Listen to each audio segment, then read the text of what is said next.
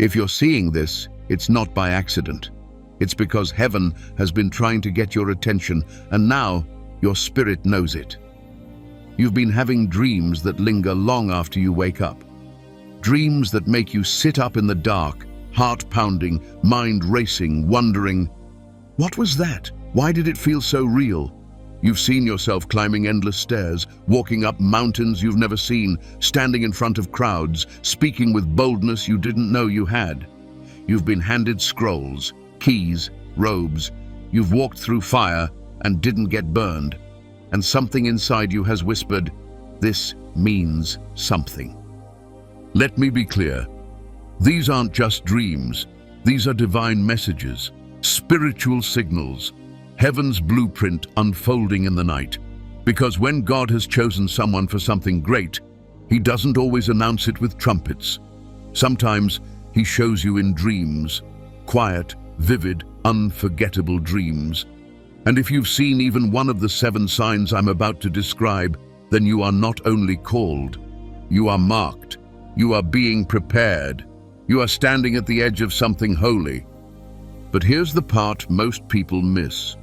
Greatness in the kingdom is never casual. It's costly, it's heavy. And if you don't recognize the signs God is showing you now, you'll misinterpret the season you're in. You'll mistake divine preparation for confusion. You'll think you're lost when really you've just been set apart. So before we move forward, I want you to do one thing right now. Stop and comment these 4 words. I've seen the signs. Don't overthink it. Just declare it. Because the moment you recognize what God is doing, you become responsible for it. And that's when everything changes. If this already feels like it's speaking directly to you, don't keep it to yourself. Share this with someone else you know has been dreaming like you. Someone who's gifted but confused, called but questioning. This may be the exact moment heaven uses to confirm what they've been sensing all along. Now breathe, focus, stay close. Let's begin. Sign number 1, you keep dreaming about climbing, mountains, stairs, ladders, or elevators. If you've been dreaming of climbing, of going up steps, hills, towers, mountains, ladders, or even elevators, it's not just symbolic. It's spiritual. It means God is showing you your ascension. Not the kind built on ambition, but the kind forged in obedience. These dreams are heaven's way of saying, I'm taking you higher. Not for your fame, but for my glory. And if you've seen it once, or if you keep seeing it again and again, it's because something in you has been set apart for elevation, and God is using your dreams to prepare your posture before the promotion comes. You're not climbing for attention. You're climbing because God is lifting you out of a former season, a former identity, a former limitation. And He's showing you in the night what He's doing in the spirit. These dreams don't come to everyone because not everyone has been called higher. Some people stay where it's safe. But when you're chosen, God gives you a preview of the path, even when your feet haven't taken the first step yet. In these dreams, maybe you're walking up endless stairs. They go higher than your eyes can see, and yet something in you keeps moving. That's not a nightmare. That's discipline. It's God training your spirit for endurance. Because elevation requires stamina. Many want the platform but can't survive the climb. But if you're dreaming of stairs, He's already strengthening your spiritual legs for the weight of where you're going. Or maybe you've dreamed of climbing a mountain, steep, treacherous, but something in you knew you had to reach the top. You were tired, but you didn't quit. That's not just a mental picture. That's prophetic conditioning. God is teaching you how to walk by faith when the air gets thin, when friends fall behind, when the crowd turns back, because not everyone climbs with you. Some admire from the base, but the top, the summit, that's reserved for the called. Some of you have seen ladders in your dreams. You've been climbing and climbing, and then suddenly you pause. Maybe you look down and feel fear, or the ladder shakes, or you feel alone. Don't panic. That's spiritual transition. That's the place in the process where God removes false support and asks, "Will you trust me even here?" Ladders in dreams represent access points between dimensions, between where you are and where you're called to be, between your history and your destiny. And God will often show you the climb, so you don't get distracted by what's behind you. And for some, it's elevators. You step into one level and the doors close. There's silence, no windows, just waiting. That's acceleration with hiddenness. It's God's way of showing you, I can take you higher, faster, but you must be okay with not seeing everything as you go. That's the realm of trust, because not all elevation is visible. Sometimes, God promotes you in secret, before the doors open in public. And if you've dreamed of that, elevators moving, lifting, ascending, it means something in your life is about to shift fast. But here's what you need to understand. All of these dreams have one common message. God is moving you up. Not just out of old environments, but out of old mindsets, out of low places, out of bondage, out of self-sabotage, out of generational patterns, and into purpose, into spiritual maturity, into prophetic clarity, into assignment. Because when God chooses someone for greatness, the first thing he often does is change their elevation. In the natural, it may not look like anything's happening, but in the spirit, you're already climbing. And dreams are heaven's way of letting your soul catch up with what your spirit is already doing. But don't miss this. Elevation costs something. Every step you take in these dreams means something is being stripped. Comfort, old relationships, false identity, hidden sin, fear, entitlement. Because the higher you go, the more exposed you become. And God, in His mercy, allows the climb to happen slowly so you won't be destroyed by the altitude. That's why some of these dreams repeat. It's not that you're stuck, it's that He's training you. Some of you are in the middle of this climb right now. You feel it in your soul. You're not where you used to be, but you're not yet where you're going.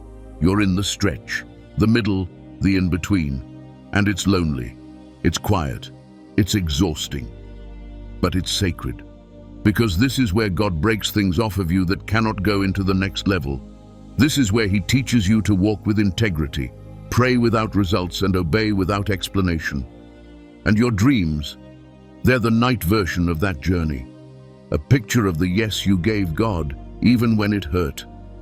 There are those who wake up from these dreams and think, why do I always dream of going up but never arriving? Because the dream isn't about arrival, it's about alignment. It's not about where you're going, it's about what's happening inside you as you go. God doesn't just want to get you there, He wants to make sure when you arrive, you're whole, anchored, clean, focused, ready. So if you've seen yourself climbing, ascending, being lifted, don't dismiss it. Don't scroll past it. Don't think it's just your imagination. Heaven is tracking your movement, and the dreams are not fiction, they're formation. This is how God speaks to the called. He shows you your future in shadows. He speaks in symbols. He gives you previews that demand interpretation, not assumption. Because He wants you to press in, to ask, to seek, to study. Because revelation that's pursued becomes wisdom that's retained. And you're not seeing these dreams because you're spiritually bored. You're seeing them because you're being summoned. So the next time you dream of climbing, don't just journal it, pray it, fast through it. Ask God, what are you lifting me out of? What are you taking me into? And what must I leave behind to go where you're calling me? Because elevation is not a reward, it's a responsibility. And if God is showing you the stairs, it means He's also trusting you to take the next step. Sign number 2, you speak or lead in front of large crowds. If you've been dreaming of standing in front of people, crowds you've never seen, faces you don't recognize, sometimes speaking boldly, sometimes trembling, but always centered, always visible, then hear me clearly. This is not about fame. This is about function. You're not dreaming of stages because you're prideful. You're dreaming of stages because you're assigned. Heaven is calling you to speak, and even if you don't feel qualified, even if you hate public speaking in the natural, even if you've told yourself, that's not me, the spirit realm already knows. It is you. Because when God has placed a voice inside you that is meant to carry his sound, he'll begin showing you that authority before you ever step behind a mic. And dreams become the rehearsal room for your calling. These dreams usually don't come with applause. Often, they feel weighty. Sometimes, the people in the dream aren't even listening. Sometimes you're speaking in a different language. Sometimes your notes disappear and you're forced to rely on the Spirit. And when you wake up, it feels less like performance and more like responsibility. That's how you know it's real. Because God doesn't show you speaking for your ego. He shows you speaking so you'll prepare. Many are called, few are chosen. Fewer still are trusted with his voice. And if he's showing you leading, instructing, preaching, prophesying in your dreams, it means he's trusting you to say what others won't. Not to entertain the crowd, but to confront the atmosphere. Not to tickle ears, but to tear down strongholds. He's giving you a glimpse of what your voice is supposed to do. Pierce through darkness. And here's the thing, these dreams are rarely glamorous. You're often speaking in hard places, environments that feel tense, faces that look resistant. But you're still standing, still speaking, still pouring out what was placed inside you. Because God is preparing you for ministry that costs something. Ministry that may not be received. Ministry that's necessary, even when it's not welcomed. You may have seen yourself in classrooms, conferences, auditoriums, churches, or even street corners. Sometimes you're behind a podium, sometimes you're just standing in the middle of chaos, and your voice cuts through it. That's not fantasy, that's function being revealed. Because wherever you are in the dream, the central theme remains. You are being used to release a message. One that doesn't come from charisma, but from consecration. God uses these dreams to show you what he's already planted in your belly. Maybe you haven't had a platform yet. Maybe no one's invited you to speak. Maybe you feel overlooked in your own church, your own city. And yet, in the dream, there you are, preaching with clarity, praying with power, declaring the word with such weight that it stirs the room. That's not pretend. That's prophecy in motion. Because God doesn't wait for man to validate what he already anointed. He'll show you the pulpit before you ever step on it. He'll show you the influence before the invitation comes. Not to inflate your ego, but to prepare your soul. Because speaking on behalf of heaven requires more than eloquence. It requires integrity. And that's what these dreams do. They don't just forecast, they form. Sometimes these dreams feel overwhelming. You're standing in front of thousands. You don't know what to say. You feel the weight. And yet, your mouth opens, and the Spirit flows. That's not just symbolic. That's a taste of what it feels like to be fully surrendered. Because when it's time, God doesn't give you comfort. He gives you unction. He fills your mouth when your fear says run. And listen, don't be discouraged if the crowd in the dream is small. If it's 5 people in a dark room or 1 child in a hallway, it's not about numbers. It's about faithfulness.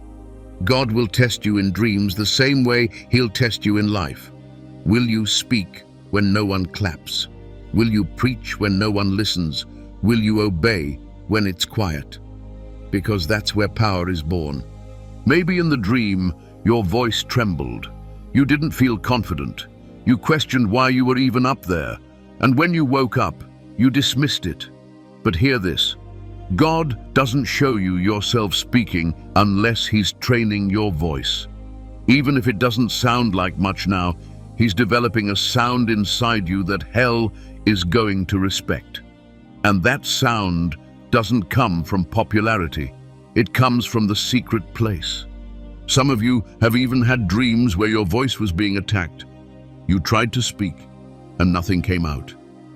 You were muted, silenced, or the mic broke. That's not just fear, that's warfare. The enemy sees what's on your voice before the people around you ever do, and his goal is simple: silence you before you realize how dangerous you are. But if God keeps showing you the speaking, it means the assignment cannot be cancelled, and your voice will rise. Because you're not just meant to speak, you're meant to declare, to teach, to warn, to impart, to deliver. And that kind of voice must be forged in fire. It must be refined in rejection. It must be anchored in humility. And that's why the dreams come first. They give you a glimpse so you won't be seduced by the lights. So you'll remember, this isn't about applause, this is about obedience. So the next time you wake up from a dream where you're leading, speaking, standing, don't brush it off. Pray into it. Ask God what He's preparing your mouth for. Ask Him to cleanse it, to sanctify it, to give you boldness, not just articulation. Because what He's placing on your tongue is not casual, it's prophetic responsibility. Let's move on to the next dream signs. Sign number 3, you're given keys, scrolls, or seals in dreams. If you've ever dreamed of being handed something ancient, glowing, weighty, or sealed, pause and pay attention, especially if it was a key, a scroll, or a seal, because those dreams are not decorative, they are decrees. You're not being entertained in your sleep, you're being entrusted. These dreams are heaven's way of handing over authority, revelation, and responsibility. And if it's happened to you, that means you're not just gifted, you're governing. Let me be clear, heaven does not place keys in the hands of the careless. Scrolls are not given to spectators. Seals are not handed to the spiritually casual. These are symbols of access and assignment. If you've been handed one of these in the night, it means God has marked you to carry something in the earth, something eternal, something that cannot be taught, only revealed, something that requires purity, posture, and surrender. Let's start with keys. If you dream of receiving a key, especially from an angel, a robed figure, or even from Jesus himself, understand this: you are being given spiritual access. Keys unlock doors. They open gates. They break seals. And in the realm of dreams, they represent kingdom authority. God doesn't just want you to walk through open doors. He wants you to unlock them for others. You're not just entering places, you're being commissioned to govern them. Maybe the key in your dream was golden. Maybe it was ancient. Maybe it had a name on it, or lit up when you held it. Those are not details to ignore. That's heaven showing you what your hands are about to unlock. And sometimes the key you're given isn't even for you, it's for a territory, a family, a generation. That's why the dream came in silence. That's why you woke up trembling. Because God didn't just give you a gift, He gave you jurisdiction. Now scrolls. These dreams feel different. Scroll dreams often come with a sense of awe. You're in a library, a throne room, a vast room of light. And someone, maybe an angel, maybe Jesus, maybe a figure you can't even describe, hands you a scroll. It's sealed, or it's already open. Sometimes it's blank until you touch it. Sometimes words appear as you read. That scroll, that's revelation reserved for your spirit. It's the word behind the word, the message that has to be carried before it can be released. Scrolls in dreams represent divine instruction, prophetic mandate, or hidden knowledge meant to be revealed in the right time. When Ezekiel was handed a scroll, it contained lamentation and prophecy. When John received a scroll in Revelation, it was full of things sealed until the end. If God has shown you a scroll, it means He's trusting you with truth. Not general truth, sacred truth. truth that must be carried with fear and trembling. And then there are seals. Some of you have dreamed of something being sealed shut or sealed over you. A wax mark, a divine imprint, a glowing symbol placed on your forehead, your hand, or a document. That's not superstition. That's spiritual marking. It means God is identifying you as His own, setting you apart as one who belongs to Him, walks with Him, and carries His assignment. Seals are not for show. They are for protection, identification, and activation. If you've dreamed of seals, it means there are things heaven has locked inside you that will only open at the appointed time. You're not late, you're just hidden until it's safe to be revealed. The seal is not a delay, it's a covering. Here's the deeper truth most people don't realize. When you are given one of these objects in a dream, God is not just showing you what He's giving. He's showing you what He's expecting. Because every key comes with doors to open. Every scroll comes with a word to speak. Every seal comes with a life to live that protects what's been placed inside you. And for many of you, that's why the warfare intensified. After the dream, you felt heaviness, confusion, distraction.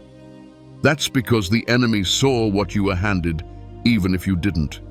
He saw the access, the revelation, the mark, and he's been trying to get you to forget what heaven gave you, to throw the key away, to lose the scroll in doubt, to break the seal through compromise. But God is awakening your memory now. He's reminding you of what He gave you in the night so you can start walking in it by day. You're not crazy, you're called. And what you saw in that dream wasn't imagination, it was invitation. An invitation into greater weight, greater clarity, greater obedience. So, if you've received something sacred in your dreams, here's what you need to do next.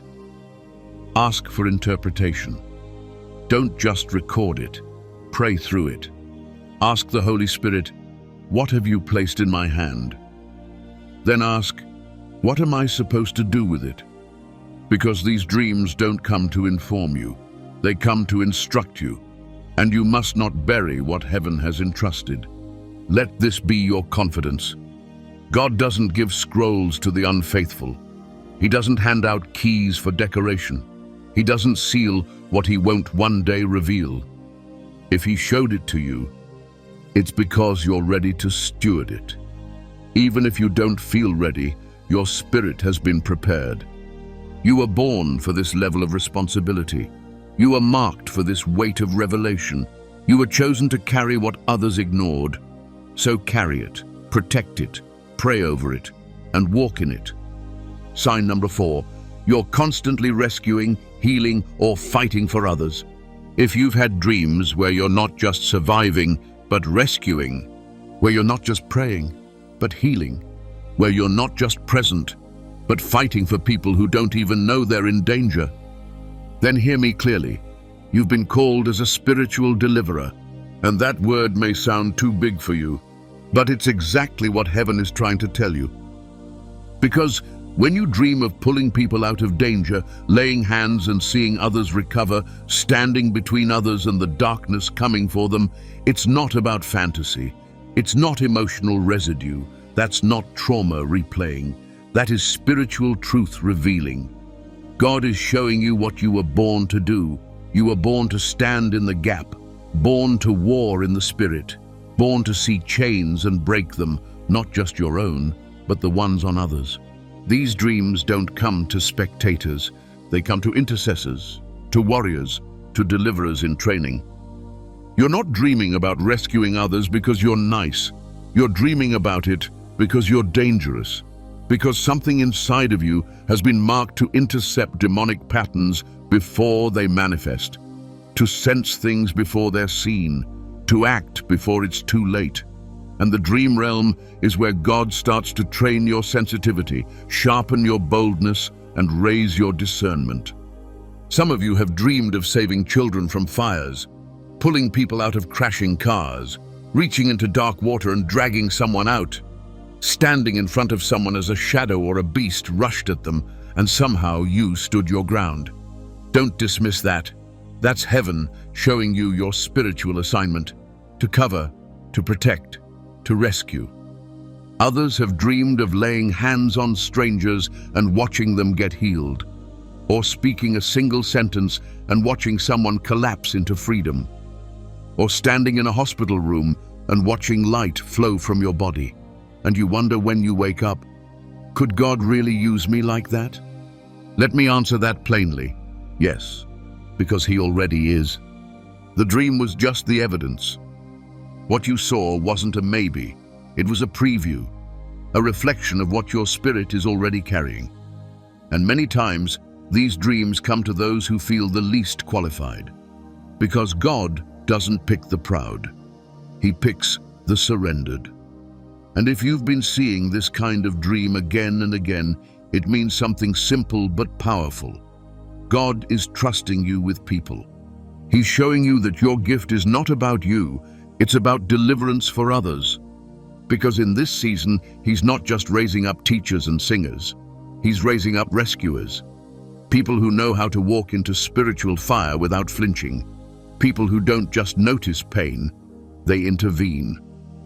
People who understand that prayer is not a ritual, it's a weapon. And you've been dreaming of rescue because you are one. Here's what makes these dreams different.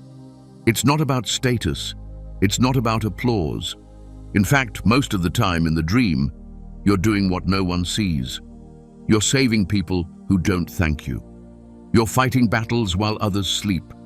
You're lifting others out of darkness while they barely recognize your hand. That's not rejection. That's real ministry. That's what it means to be entrusted with rescue.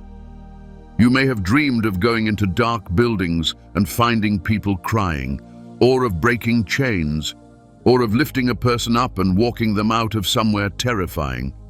Sometimes it feels emotional, sometimes it feels heavy, but every time it feels urgent.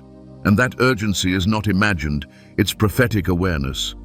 God is training you to recognize what others overlook, to pray when others panic, to speak life when others are silent, to move in the Spirit when others are frozen in fear. He's not just showing you people in danger, He's showing you that you're the one sent to help. And maybe you've questioned it. God, why do I always dream of helping everyone else? Why do I never dream of being rescued? Why am I always the one fighting? Because that's who you are. You're the one heaven sends into spiritual burning buildings. You're the one who carries the authority to shift atmospheres. You're the one who prays until something breaks. And sometimes you'll even dream of people you know, family, friends, even strangers, and you'll feel the weight of intercession as soon as you wake up. That's not just emotional connection. That's a watchman's assignment. You saw it in the dream so you could stop it in the spirit. Don't ignore it. Pray it through. God is giving you inside information from heaven so you can act like one of His own. And yes, sometimes these dreams feel exhausting. You wake up tired, drained, like you've been in battle all night. That's not a coincidence. That's the reality of spiritual warfare in the dream realm. Your spirit doesn't sleep. And when God uses you while your body rests, it's because there are battles that couldn't wait for morning. But don't let that make you fearful. Let it make you faithful.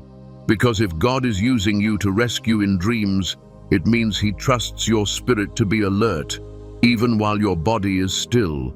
That's not just responsibility, that's honor. You were born for this.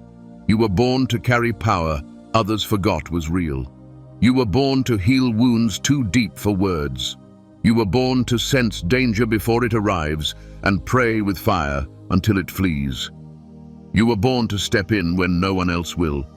So the next time you dream of pulling someone out, speaking life over the dying, shielding someone with your own body, don't brush it off. Don't second-guess it. Don't call it weird. Call it what it is. God's confirmation that you are one of His deliverers in the earth. You're not just having dreams, you're moving in purpose. You are someone's rescue story. Sign number 5. You're surrounded by unseen beings, angels or shadows. If you've ever had a dream where you weren't alone, where something was near you, around you, watching you, guarding you, or even opposing you, don't dismiss it. Especially when the beings in those dreams aren't people, but something else. Angels, shadows, winged warriors, or presence without form. This is one of the clearest signs that your spirit is moving in heightened awareness. Because when God begins to elevate you, when heaven begins to mark you, the unseen realm responds. These dreams are not meant to scare you. They're meant to awaken you. You are not crazy. You are not imagining things. You are not making it up. What you're seeing in the dream realm is what's already been around you all along. You're just now being allowed to see it. Let's start with the angels. Maybe you've dreamed of glowing figures standing near your bed, or winged beings beside you as you walked through danger, or faceless forms shielding you from arrows, fire, or attack. Sometimes they don't speak, but their presence is undeniable. Sometimes they look like people, but you know they're not. Sometimes they flash like light, or hover overhead, or grab your hand and pull you out of something you didn't even know was coming. That's not your imagination. That's divine protection. That's heaven's army surrounding one God has chosen. Hebrews 1:14 says, "Angels are ministering spirits sent to serve those who will inherit salvation." That's not poetry. That's protocol. And if you've dreamed of angels, it means heaven is active around your life. God is not just calling you, He's covering you. He's surrounding you with help in the spirit, even before your help arrives in the natural. You're not just called, you're guarded. These angelic dreams come when your assignment increases, when your yes becomes louder, when your breakthrough is near, because every next level comes with new resistance, and God is showing you in your sleep that you are not facing it alone. But let's be honest, not every unseen being in your dreams feels holy. Some of you have seen shadows too, dark figures in corners, watching, lurking, following, hovering at a distance, or standing directly in your path. And even if they didn't speak, their presence said enough. And when you woke up, something still felt off. That wasn't just fear, that was spiritual discernment. The presence of shadows in dreams doesn't always mean you're under attack. It often means your destiny is being tracked. When the demonic realm recognizes your calling, it doesn't wait for you to figure it out. It starts early. And these shadows? They're not there because you're weak. They're there because you're rising. Because something about your obedience, your purity, your prayers has stirred a response in the spirit realm. And if they're showing up in your dreams, it's because they're trying to intimidate you before you understand your authority. But here's the truth. They're already too late. Because if you're seeing them, it means you're waking up. It means your eyes are opening. It means you're no longer asleep to your own power. And fear loses its grip when discernment takes root. God is allowing you to perceive the battle, not to scare you, but to strengthen you. Because once you recognize the resistance, you also recognize your role. Some of you have had both. Angels standing on one side, shadows on the other, light behind you, darkness ahead, and you were placed in between. These aren't dreams of confusion. These are revelations of responsibility. God is showing you that you are a gatekeeper, that you stand between realms, that what you allow, heaven enforces, and what you bind, hell obeys. This is why the warfare has been so intense, why your dreams feel more real than the day, why you wake up with the weight of what you saw still clinging to your body. It's because the dreams are not just stories, they are spiritual battlegrounds. And you're not just a character, you're a combatant. Don't ignore these dreams. Don't rebuke them out of fear. Ask God for discernment. Who is this presence? What are they doing near me? Are they sent to assist or disrupt? Are they carrying a message or revealing a threat? Because when you walk with the Holy Spirit, He will not leave you confused. He will teach you to discern who is in your dreams, why they came, and what you need to do about it. For some of you, these dreams are your training ground. God is sharpening your senses, tuning your ear, teaching you to war with wisdom. Because you're not just sensitive, you're being activated. You're being shown what the natural eye can't see, because you're about to operate in dimensions most people don't even know exist. Maybe you've seen angels standing guard outside your house in the dream. Maybe you've seen demons fleeing as soon as you opened your mouth in prayer. Maybe you've seen yourself commanding beings in the name of Jesus, and they obeyed. That's not a fantasy. That's a foretaste, a glimpse into the realm where your authority already functions. You've been marked. That's why the room changes when you enter it. That's why the attack comes before the opportunity. That's why your dreams reveal both glory and war, because your calling is real, and both sides know it. Don't fear the shadows. Don't idolize the angels. Seek the voice of the one who rules above them all, Jesus. He is the Lord of hosts. And if he is showing you the unseen realm in your dreams, it's because you're being called to operate from a higher place, not from reaction, from revelation. You're being taught how to live not just in the natural, but in the supernatural. You're being trusted to partner with heaven in prayer, in purity, and in power. And you're not dreaming about angels and shadows just to feel spiritual. You're dreaming about them because you've been commissioned to stand between realms.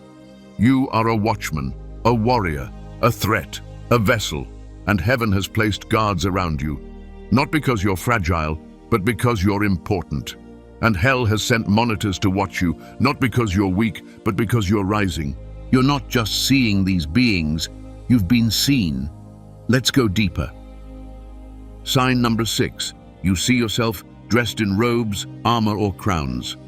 If you've ever seen yourself in a dream wearing something you've never worn before, something holy, royal, radiant, or even heavy, then don't ignore it, especially if it was a robe, or armor, or a crown, because God doesn't dress you in the spirit unless he's trying to show you who you really are. These dreams don't come to flatter, they come to reveal, because when heaven gives you new garments, it's never fashion, it's always function. You're not just being shown a costume, you're being shown a commission. Some of you have dreamed of long flowing robes, white gold, deep crimson. You didn't buy it, you didn't earn it, you just stood there and it was placed on you. That robe wasn't random, that was covering. That was heaven declaring, you've been set apart. That robe is the mark of those chosen by God. It's the mantle placed on people who are called to carry his presence, even when they don't feel ready. That robe means he's covering your past and calling you into purpose. And maybe, in the dream, people looked at you differently when you wore it. Maybe even you didn't recognize yourself. That's because you're seeing the you heaven already knows, before the world catches up. And some of you have seen yourselves in armor, full gear, breastplate, helmet, sword, shield. You didn't feel like a warrior, but you were dressed for war. And that's the confirmation. God has been preparing you to fight in the spirit long before you ever realized it. Armor in dreams doesn't mean danger. It means readiness. It means God has equipped you for the battles you didn't even know you were winning. It means you're not just someone who survives. You're someone who intercedes. You don't panic when war comes. You've already been suited up for it. And maybe the armor felt heavy. Maybe you didn't know how to walk in it. Maybe it made you feel too small. That's okay, because God gives you the armor before he gives you the audience, before the platform, before the breakthrough. Because if you don't know how to carry weight in private, you'll collapse in public.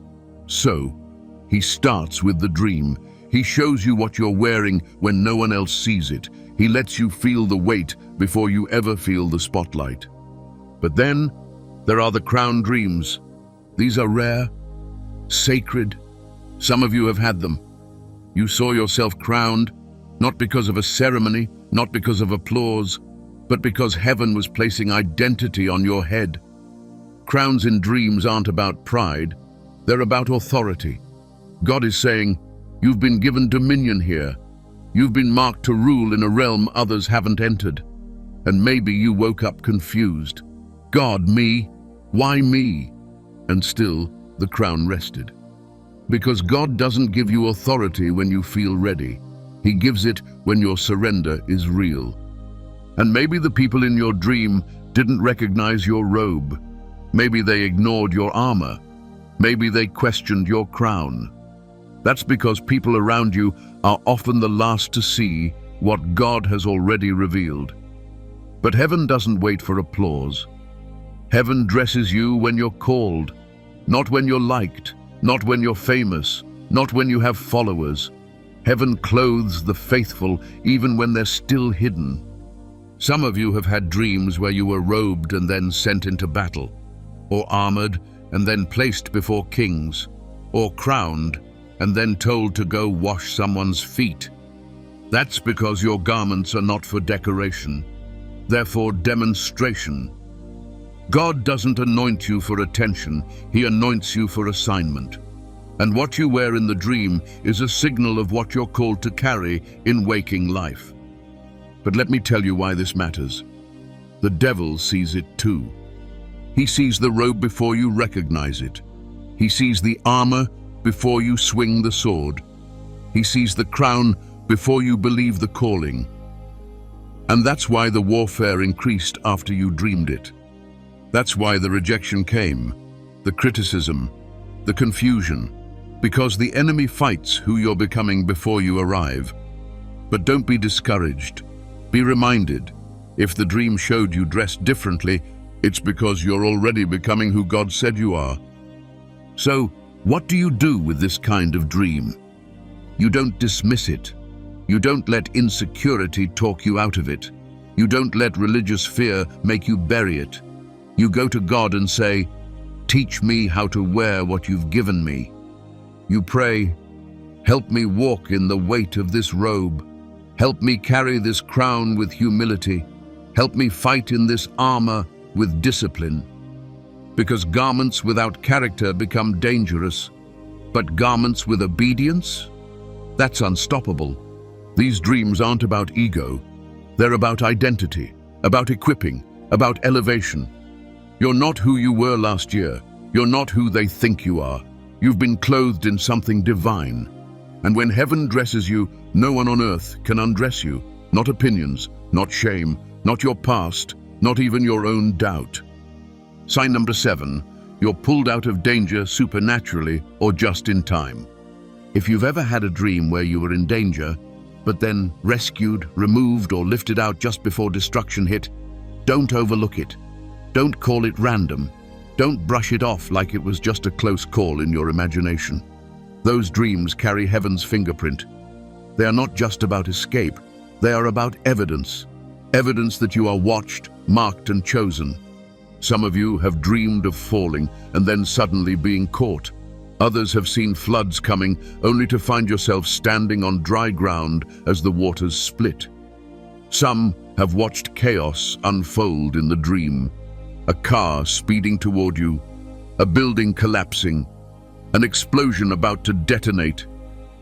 And then right before it hit, you were gone, lifted, shielded, snatched out. And you woke up breathless, wondering, what just happened? Here's what happened. Heaven intervened. That wasn't just deliverance, it was recognition. It was a message written in silence. You are not like the others. You've been called, and my hand is still on you. God will sometimes show you how He saves you before you even know what He's saving you from. He will allow you to feel the edge of danger, not to traumatize you, but to reveal just how covered you really are. And if you've had recurring dreams like this, where destruction was close but couldn't touch you, then you need to understand something deep. Your life is under divine surveillance. It doesn't mean you're better than others. It doesn't mean you're invincible. It means you are assigned. And when you're assigned, your timeline is protected. Because purpose cannot die prematurely. Not when God still has work for you to do. Some of you have dreamed of someone pulling you out at the last second. A hand from heaven, an angel with wings, a figure in light, or even someone you couldn't see, but somehow you knew they were sent. That's because they were. God allowed you to witness spiritual rescue so that you would stop living like your life is ordinary. It's not. The enemy has tried. People have plotted. Traps have been set. But dream after dream keeps telling the same story. He won't let it happen. And maybe you've questioned it. God, why do I always dream of getting away right before something terrible happens? Because in real life, there were close calls you didn't even see. Times when what was coming for you got interrupted. Times when what should have taken you out couldn't. And the dream is just God showing you the replay. Sometimes you don't dream it until years later, but when it comes, it carries the weight of a warning and a confirmation. The warning says, stay sharp, there's still warfare. The confirmation says, but my hand is still strong.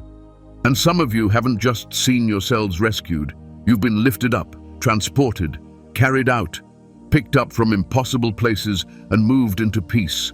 That's not just escape. That's elevation. That's God showing you that when it's time to move, He doesn't need a door. He just needs your yes. And if you're dreaming of being supernaturally removed from danger, it means He's preparing to shift you out of environments that can no longer hold your calling. This is why some dreams start off dark, but end in light. Because God is teaching your spirit to hope in transition. You started in danger, but you didn't stay there. You didn't drown, you didn't burn, you didn't fall. That means something. It means the hand of God is still working in your story, even when everything else is breaking apart. Maybe you've even had dreams where someone tried to harm you, but couldn't. Their weapon turned to dust. Their words lost power. Their plans fell apart. That wasn't wishful thinking. That was divine resistance. Isaiah 54:17 says, "No weapon formed against you shall prosper." And sometimes God lets you see the formation of the weapon in the dream, but then He shows you the failure of it too, because He wants you to walk in faith, not fear. So what do you do with dreams like these? You don't just say, "That was weird," and move on. You don't just journal it and forget it. You fall on your face and say, "God, thank you for saving me from what I didn't even see." You ask Him, "What did you protect me from?" You ask, "What are you calling me into that the enemy tried to abort?" Because these dreams aren't just about what missed you. They're about what's waiting for you. And make no mistake, the enemy saw your potential before you did. He sent storms while you were still asleep. He attacked your identity when you were still in hiding. He tried to make fear your language and trauma your rhythm.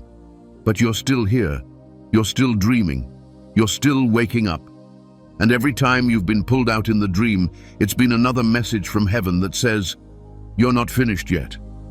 Because great people often walk through great danger, and chosen ones often go through fire first.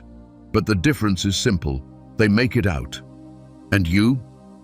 You've been making it out over and over, even in your sleep. That's not just survival. That's evidence. You're not just escaping. You're being preserved. And preservation means purpose is still active. God didn't just protect you because you asked. He protected you because you're needed. So if the dreams keep showing you getting rescued just in time, let that be your anchor. Let that be your reminder that no matter what you're facing right now, seen or unseen, you are not alone. Heaven has orders concerning you. Angels are on assignment. And the rescue wasn't luck. It was strategy. Absolutely. Here is the next chapter. What it really means to dream of elevation, written in full paragraph format, seamlessly linked to the previous section and keeping the same rich tone and prophetic rhythm of your saved script. Approximately 900 words, you've been pulled out just in time. You've seen the rescue. You've felt the hand of God lift you when the fall was certain, when the danger was real, when the outcome should have broken you, but didn't. And whether it happened in the dream or in life, one thing is now clear. You are not merely protected. You are being prepared. And if the dreams haven't just stopped at rescue, but have shown you rising, climbing, floating, or ascending, you need to understand something deeper. These dreams aren't just about being saved. They are about being elevated. Dreams of elevation often follow seasons of attack because the pattern of heaven is consistent. First the breaking, then the lifting. First the fire, then the glory. And when you begin dreaming of yourself rising, walking up stairs that never end, climbing impossible mountains, ascending ladders into light, or being lifted supernaturally into places higher than your starting point, it's not just a sign of promotion, it's a sign of transformation. God is not just changing your circumstances, He's changing you. Elevation in the dream realm isn't about ego, it's about alignment. It means something internal has shifted, your posture, your spirit, your trust. It means your prayers have been heard and your obedience has made a sound in heaven. Because elevation does not come because you want it. It comes because you were willing to say yes when it cost you something. And God, being just and precise, begins to lift what has been faithful in private. When you see yourself going up in a dream, it's not to show off where you're going, it's to teach you how to walk there now. The stairs are symbolic of the process, step by step, level by level, stretch by stretch. No elevator, no shortcuts. Each step representing a season of obedience, a lesson in trust, a decision to surrender even when it was painful. You may not have known that your yes to God was building a staircase in the spirit, but it was. Some of you have seen yourself ascending mountains in the dream. Your hands are gripping the rocks, your knees are bruised, the air gets thinner, but still, you rise. That dream is not punishment, it's a message. God is taking you out of low places, out of environments that dulled your discernment, out of relationships that couldn't hear your cry, out of habits that kept your gift chained. And the climb, that's where He reintroduces you to yourself. Because the elevation dream isn't just about where you're going, it's about what you're leaving behind. You cannot carry old mindsets into new mantles. You cannot cling to fear and expect to thrive at altitude. So the dream gives you a glimpse. This is what's ahead, but here's what you must release to reach it. And that's why some elevation dreams feel intense, lonely, exhausting. Not because God is far, but because He's stripping the noise from your ears so you can hear Him clearly again. Others have dreamed of ladders stretching into the sky, each rung harder than the last. But with every grip, something in you grows stronger. That's not your imagination, that's your spirit being trained. Jacob saw such a ladder in Scripture, a connection point between heaven and earth. And in your dream, when you're on that ladder, you're not just climbing in your sleep, you're moving between dimensions, between the place where you started and the place you were always called to occupy. And maybe the most humbling dream of all, being lifted. Not by effort, not by striving, but by grace. When you see yourself being carried upward, flying without wings, elevated beyond what your strength could achieve, that's God showing you the dimension of supernatural acceleration. It's the season where He does in one moment what your labor could not do in 10 years. But even then, He shows it in the dream first, because before God elevates you in the natural, He elevates your awareness. He teaches you how to think higher, see clearer, walk bolder. But here's the tension many feel after such dreams. The waking life still feels low. You've seen yourself rise, but in real time, you're still surrounded by limitation, confusion, delay. That doesn't mean the dream was wrong. It means the Spirit is giving your mind a preview of the shift before it manifests. And your job is not to rush the timeline. Your job is to walk like you've already been lifted, because spiritually you have. Elevation dreams come when the wilderness has done its work, when the hidden place has refined your character, when the fire has melted away everything that was never supposed to go with you. And sometimes the climb is long, but it's never wasted. Because for those who dream of elevation, the reward is never just the height, it's the perspective. You begin to see your enemies differently, your delays differently, even your past differently. Because elevation changes your vision before it ever changes your location.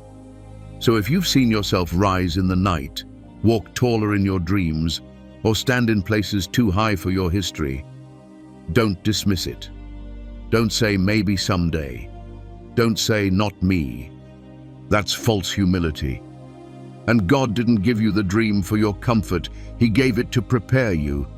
You're rising, even if it's slow, even if it hurts, even if no one claps for you as you climb. And when you arrive at the place the dream showed you, when the doors open, when the mountain levels, when the atmosphere breaks, you'll know it wasn't sudden. It was seen first, in the dark, in your sleep, when only heaven and your spirit were awake. And that's the power of elevation dreams. They don't flatter, they don't entertain, they reveal. And once you've seen yourself rise, you can never again pretend you were meant to stay low. Let's go deeper, certainly. Here is the chapter titled, When the Mantle Finds You in the Middle of the Night, written in a seamless continuation from the previous section, holding to the same immersive tone, depth, and prophetic cadence.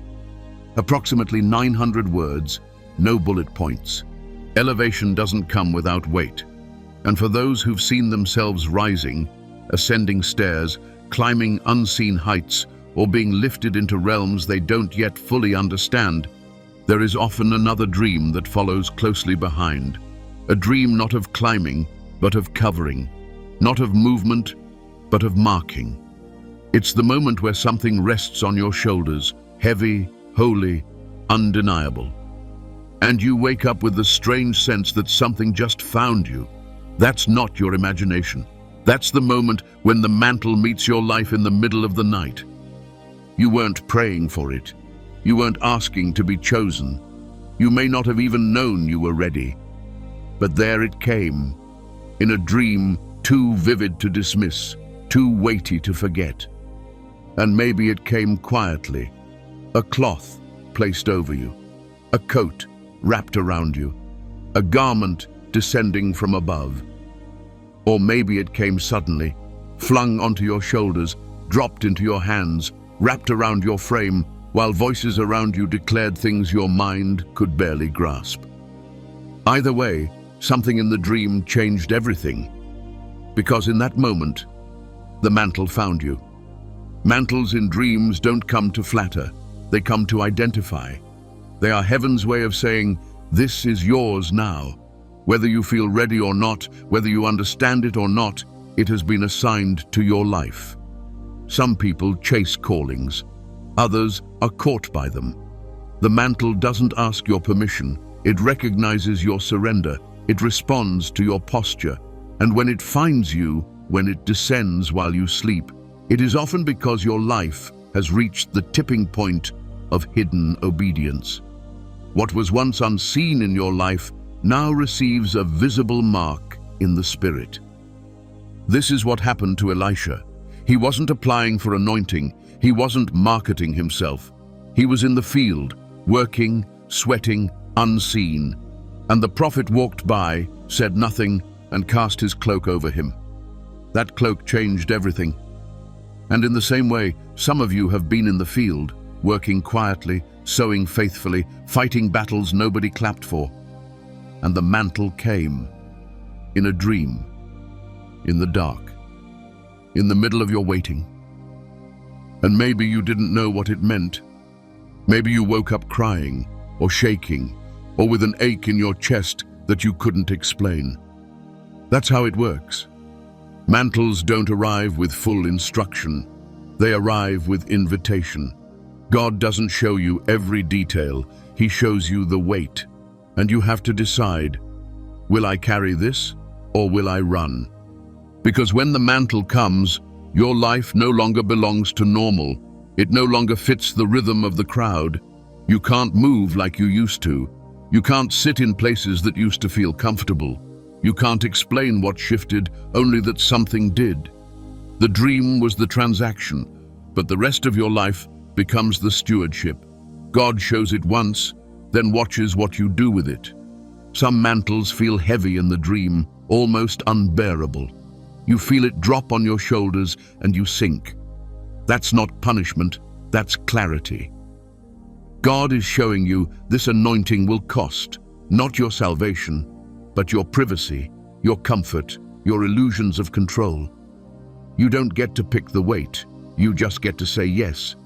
And if He let the mantle touch you in your sleep, it's because He already knew your spirit had whispered yes long before your mouth ever said it.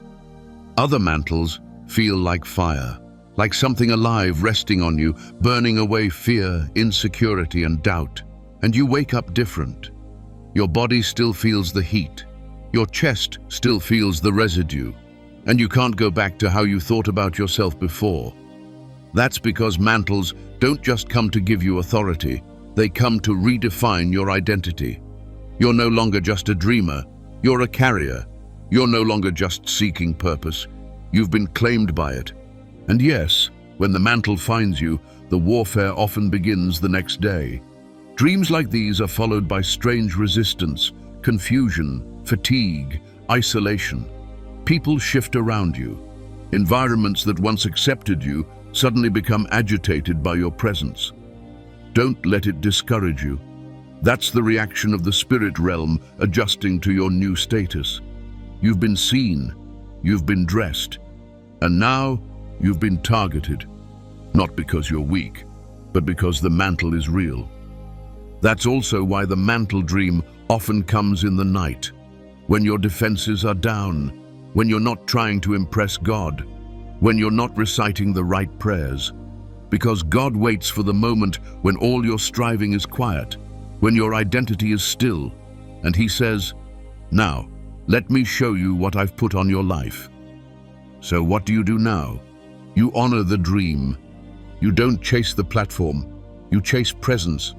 You say, "Lord, if you placed something on me, teach me how to walk like it's real." You begin to see your daily life through the lens of assignment. You stop minimizing yourself. You stop calling it coincidence. You stop asking for someone else to confirm what God already covered you with in the night. And if you're still not sure, if it felt too strange, too surreal, go back to the moment in the dream. Replay it. What color was the mantle? Who handed it to you? What did you feel? Because every detail carries meaning. Every thread speaks. Every covering confirms. God doesn't send mantles into dreams to tease you. He sends them to commission you. You didn't find the mantle. It found you. Not because you were perfect, but because you were available. Are you still being blessed? Let's move on. Absolutely. Here's the next chapter, Keys and Scrolls, Why God is Trusting You with Access, written in paragraph form and directly flowing from the previous section, maintaining the same deep, prophetic rhythm and tone of your saved script. Approximately 900 words. The mantle found you when you weren't looking for it, when the world was sleeping and your spirit was wide open. It rested on you, heavy but holy, and something in your soul knew. This isn't just a dream. This is destiny, touching down in silence. But what God places on your shoulders, He will often follow with something for your hands. Because mantles don't just clothe you, they commission you. And those who are mantled will often begin to dream of being handed keys and scrolls. These are not symbols of status, they are signs of access, heaven's way of telling you, you're being trusted now. God doesn't give keys to tourists. He gives them to stewards. He doesn't pass out scrolls like souvenirs. He entrusts them to those who've proven they can carry revelation in silence. So when you begin dreaming of receiving a key, whether it's gold, ancient, glowing, or etched with a name. You're not just being shown a pretty object. You're being given permission to enter places others can't, to unlock things hidden in the spirit, to access dimensions that were previously barred. Keys in dreams mean kingdom authority is shifting into your hands. Maybe the dream was simple. Someone placed a key in your palm. You didn't know what it opened. You weren't even sure you wanted it, but it was yours. And you woke up with the weight of that key still pulsing through your fingers. That's because the dream was real. Not just imagery, not just your mind replaying something. It was a transaction. A moment in the spirit where God said, access granted. But access is responsibility, because every key comes with a question. What will you do with what I let you open?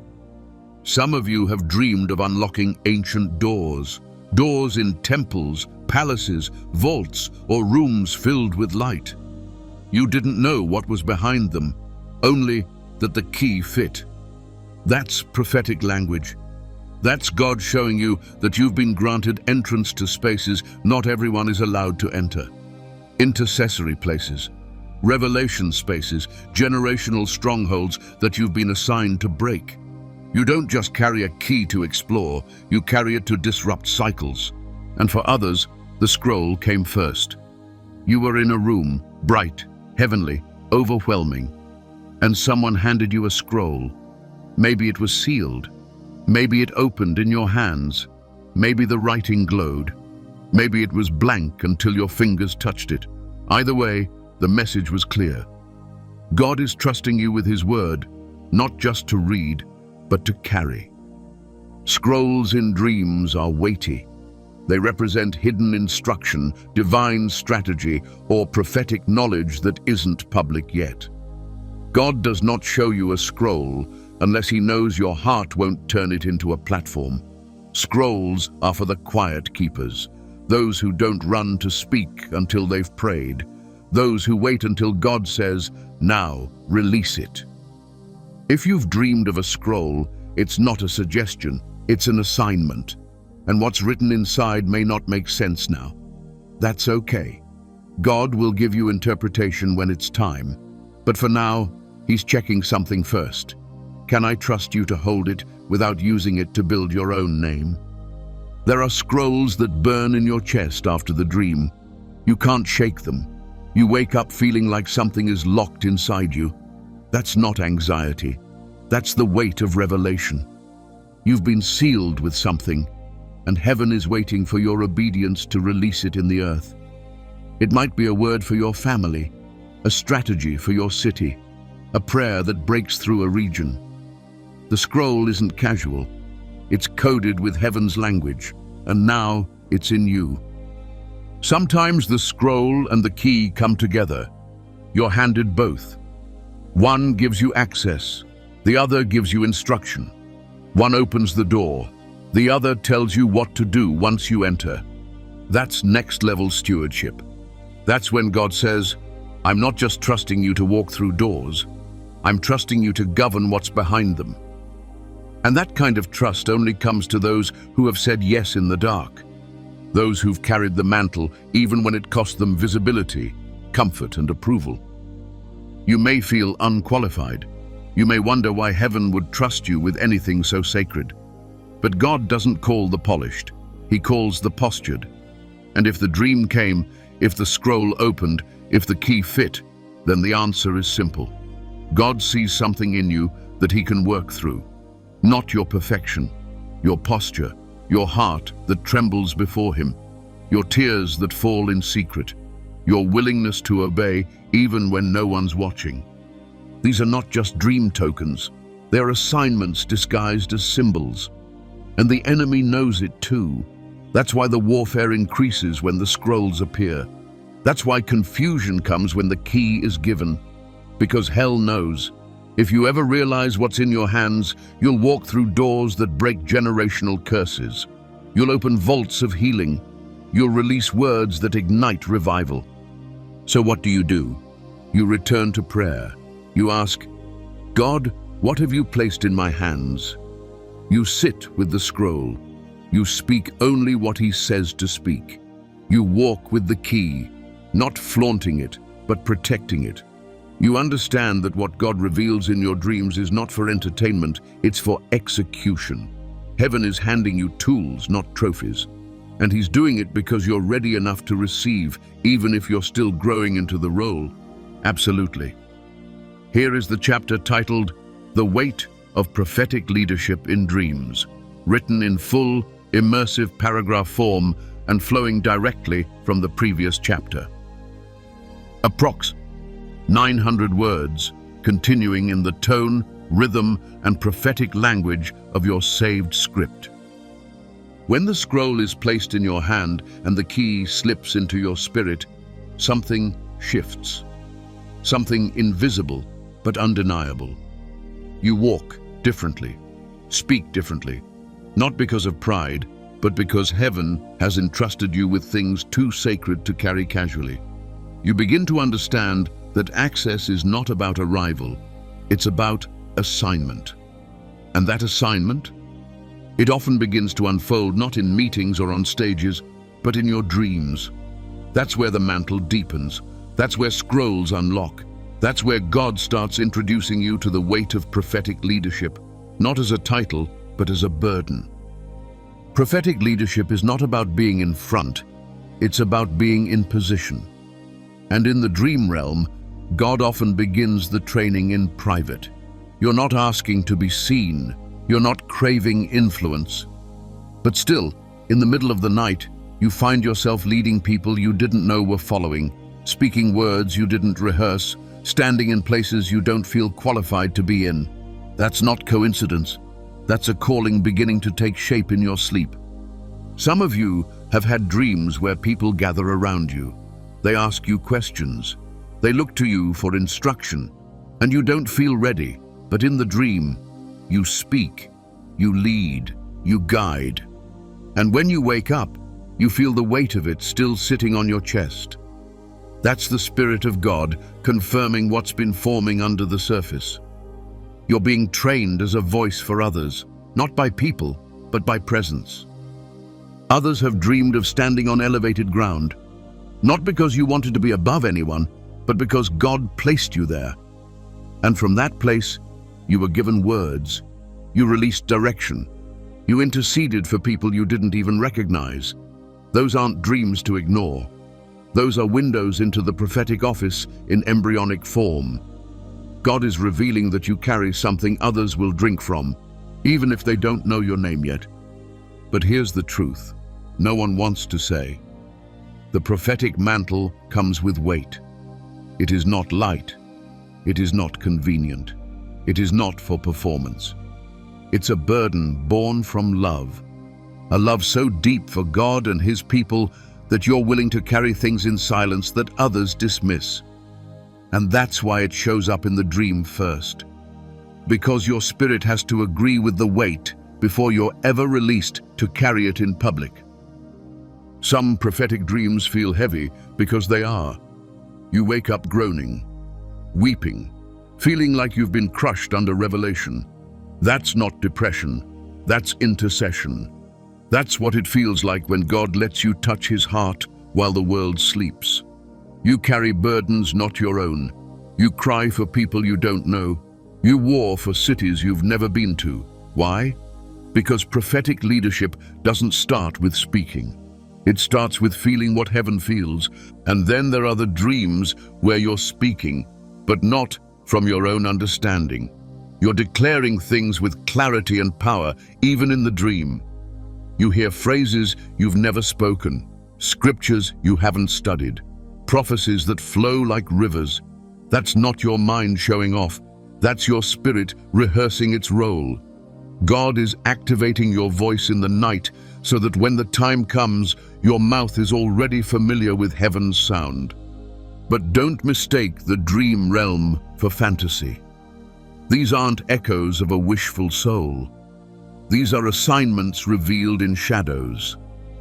God shows you leading because He's calling you to lead, and not like the world leads, not with hierarchy or ego, but with compassion and courage, with fire and tears, with discernment sharpened in secret, and a voice that refuses to flatter when truth is needed. Some of you have seen yourself standing between people and danger in dreams, blocking attacks, breaking chains, speaking peace into chaos. That's the priestly edge of the prophetic call. You're not just declaring what's to come. You're standing in the gap to shift what could come. Your dreams reveal the burden of spiritual government, where your obedience determines the atmosphere around you. That's why the warfare has increased. That's why your sleep has felt strange, because heaven is maturing your influence and hell is trying to abort it before it manifests. And maybe you've wondered, why me? Why do I keep dreaming about leading, about carrying weight, about speaking to people I don't even know? Because God doesn't wait for you to build a platform. He builds the person before he sends the promotion. And your spirit has been saying yes. Yes to the wilderness, yes to the discipline, yes to the secret place. And heaven has heard you. Prophetic leadership is not first a role. It's a response. It's what happens when someone says, God, I'll carry what you reveal, even if it costs me peace, popularity, or comfort. And in the dream, he shows you what that yes looks like, leading the blind, feeding the hungry, speaking to the forgotten, confronting the deceived. Not for applause, for assignment. You may not carry a title. You may never stand behind a pulpit. But if God has given you dreams of prophetic leadership, then heaven sees you as a vessel of instruction. That's why the scrolls came. That's why the keys appeared. That's why the mantle rested. Because the dream realm was the first classroom. And now, he's watching what you do with what he's shown you. Let this be your confidence. God doesn't show you leadership unless he's ready to form it in you. You are not dreaming these things by accident. You're dreaming them because the Spirit is preparing you to lead a generation through fire, not with charisma, but with consecration. You've been trusted. You've been called. Now carry it. Let's go deeper. Of course. Below is the chapter, Hidden Warfare, What Angels and Demons Mean in the Dream Realm, rewritten fully in paragraph form, exactly like the saved sample script, maintaining the immersive prophetic tone and spiritual weight throughout. You've been mantled. You've been handed scrolls that burn in your chest, keys that open doors you never knew existed. You've dreamed of leading without a pulpit, of guiding without being seen, of carrying revelation too weighty to speak out loud. And just when the clarity begins to settle, just when the dreams begin to show you walking in power and praying in realms beyond your own understanding, the atmosphere shifts. The peace of your night becomes pressure. The silence becomes tension. You don't know why, but you wake up exhausted, like you've been wrestling something invisible. Because you have. What no one tells you is that elevation always comes with exposure, not just to heaven, but to hell. You've been seen by the Spirit, and now the warfare has come looking for you in the dark. Dreams filled with angels and demons aren't cinematic. They're not fantasy. They're spiritual intelligence. They're the evidence that your life is now pulling on realms beyond what you can naturally see. And when God begins to trust you with influence in the Spirit, he also begins to reveal the environment surrounding your assignment. You don't get to carry glory without becoming a threat. You don't get to carry weight without drawing attention. And the moment God begins to move in your sleep is the moment you begin to see what's been moving around you all along.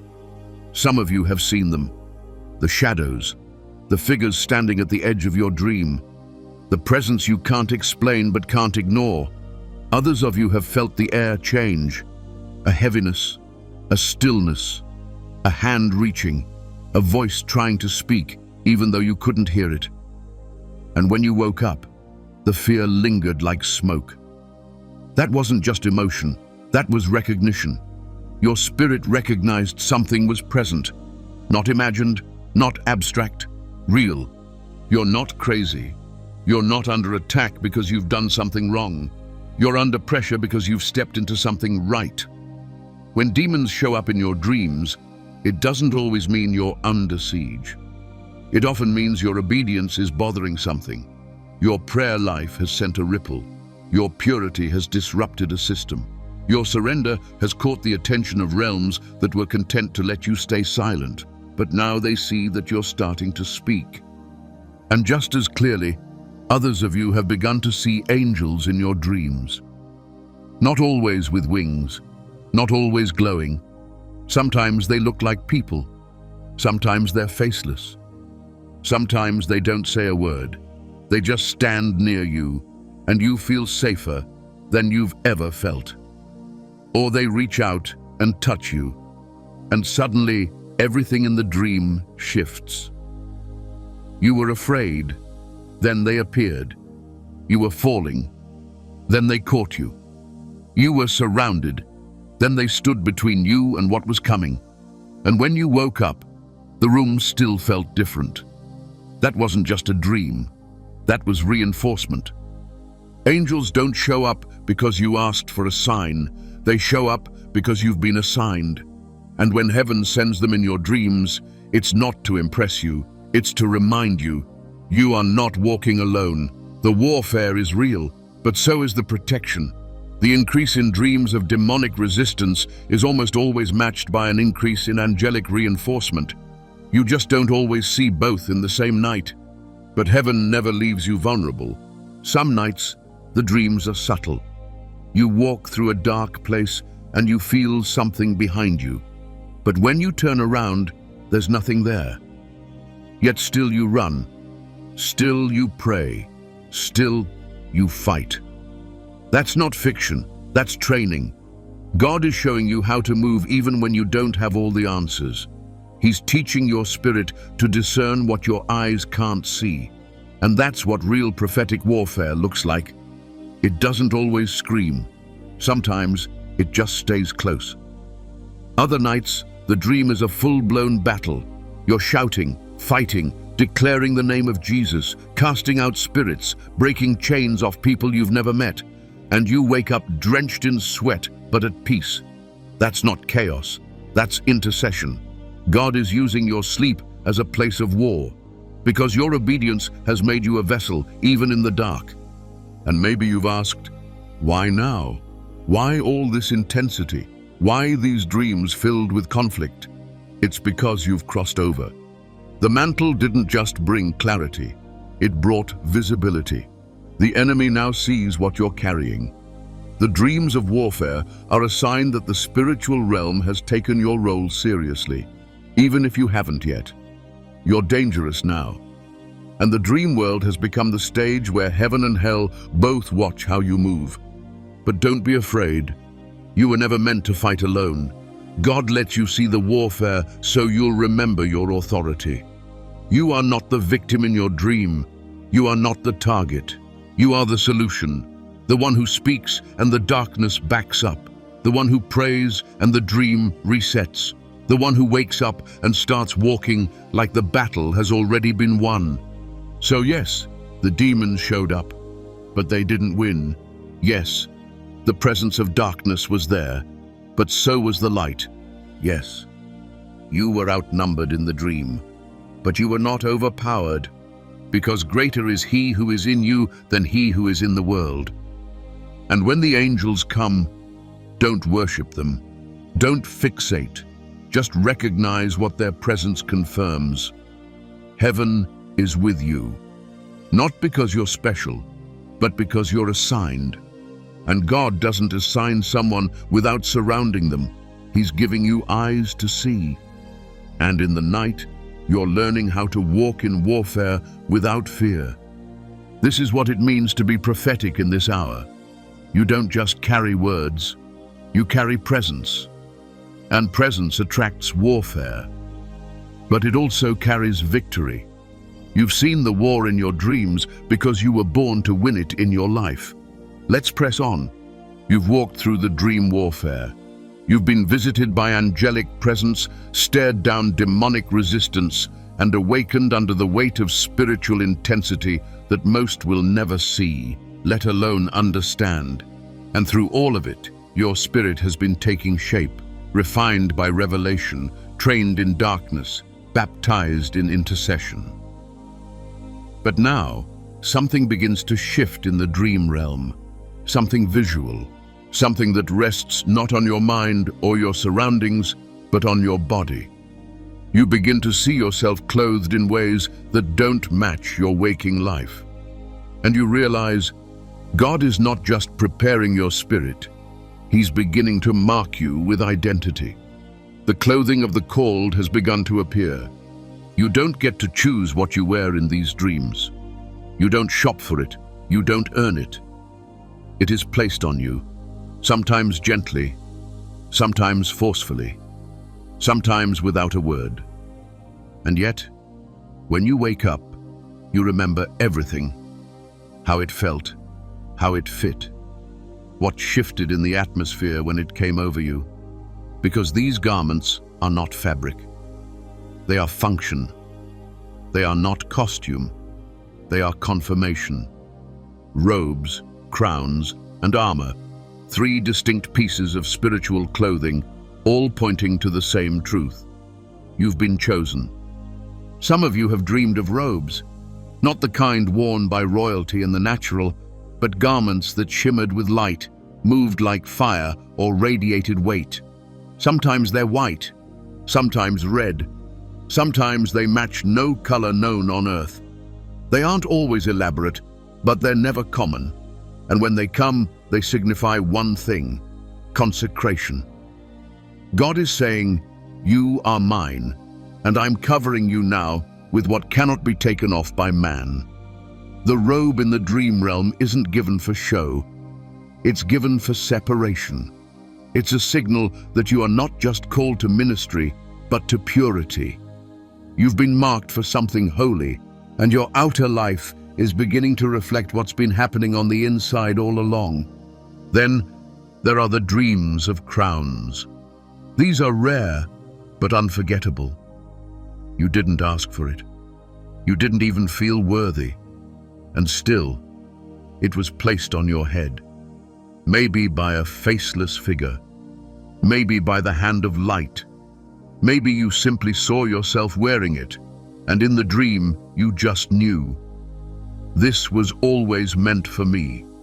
The crown doesn't come to inflate your ego, it comes to install your authority. When God places a crown in a dream, He's not telling you you're better than others. He's telling you, "I'm trusting you with rulership in the realm of the Spirit." You've been given dominion, not to dominate, but to govern, to intercede, to speak and shift atmospheres, to walk in the room and change the temperature just by standing in your assignment. But the dream doesn't always stop there. Some of you have seen yourselves dressed for war, not in the robes of peace or the crowns of influence, but in armor, iron on your chest, a helmet around your mind, a sword that moves as if it already knows what to strike. And you weren't afraid, you were ready. That's because armor in dreams doesn't appear to those avoiding the fight. It appears to those God is positioning for victory. If you've seen yourself in armor, you've been marked as a combatant in the Spirit. You are not just called to speak, but to stand. Not just to declare, but to defend. You've been fitted for battles that others will never even see. And make no mistake, these garments are never random. Heaven does not dress you by accident. The robe means you are covered. The crown means you are authorized. The armor means you are dangerous. And when they begin to show up in your dreams, it is because God is beginning to align your external identity with your internal assignment. You may still feel small. You may still feel unqualified. But when the robe falls over your shoulders, when the crown touches your head, when the armor wraps around your frame, heaven is saying, "You are not who you used to be." This is where the real separation begins, because once you've seen yourself clothed differently, you can never go back to dressing like the version of you that was insecure, timid, or unsure. Something happens when God shows you how you're seen in the Spirit. It shifts your posture. You walk differently. You pray differently. Not because you're arrogant, but because you've been given a revelation of identity. And when the world tries to throw shame on your shoulders, you remember the robe. When warfare tries to attack your mind, you remember the helmet. When people question your worth, you remember the crown. But don't be surprised when the warfare increases after dreams like these, because hell sees what you're wearing even if no one else does. Demons recognize the robe. They know the meaning of the armor. They bow to the authority behind the crown. And that's why the pressure intensifies. Not because you're weak, but because your identity has become visible. So what do? You live like the dream is real, because it is. You protect what God has placed on you. You don't let offense stain the robe. You don't let pride twist the crown. You don't let fear take off the armor. You walk clothed, covered, called. You don't have to tell people you've been chosen.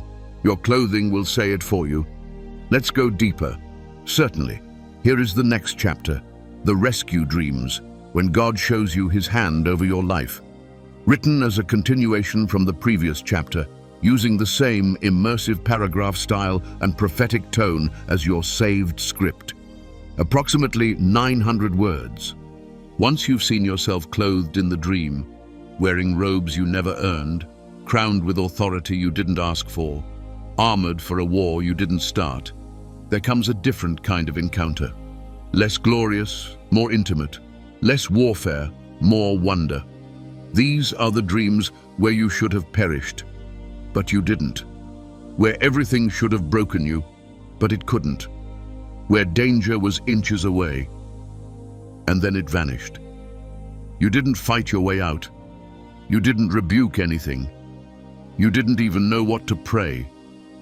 But somehow, right before the fall, you were rescued. These dreams don't come to warn. They come to remind. They are the whispers of heaven saying, I have always had my hand on your life. Rescue dreams are not always loud.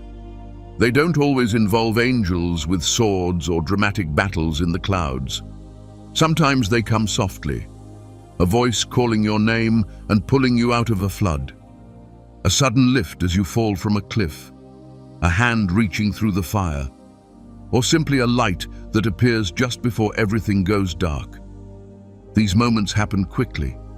Blink, and the threat is gone. But your spirit knows something powerful happened. Not just escape, intervention. You saw the edge. You felt the breath of death near your neck. And then, suddenly, peace, clarity, safety. Not because you were strong, but because God stepped in. Some of you have had these dreams more than once, and maybe you've dismissed them. That was weird. Just a nightmare. Stress. But no, these dreams are not psychological residue. They are prophetic evidence. God has been showing you a reality that stretches beyond memory and logic.